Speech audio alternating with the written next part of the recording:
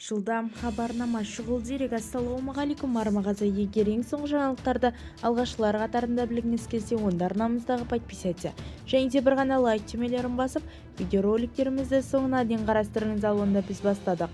Халықтың сүйікті әнші қызы Ерке Есмахан өзінен бірнеше жас кіші баламен тұрмысқа шықты.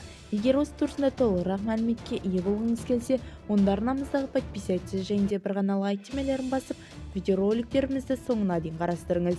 Ал онда біз бастадық. Осыған қарсы пікір білдіретіндерге Ерке Есмахан өзің қалай ұстайсың деді Instagram парақшасындағы жария етті. Ерке Есмахан: осы сен саған айтылған сөздерді қалай көтересің, деді оқырман. Ерке Есмахан өзінің кеңесін бөлісті.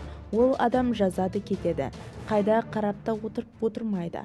Оған өзінің өмірі қызық, өз шаруалары бар. Әр адам өзінің айтқан сөзіне өзі Алланың алдында жауап береді ғой, деймін де кете беремін. Осылайша мән бермеймін, деді Ерке Есмахан.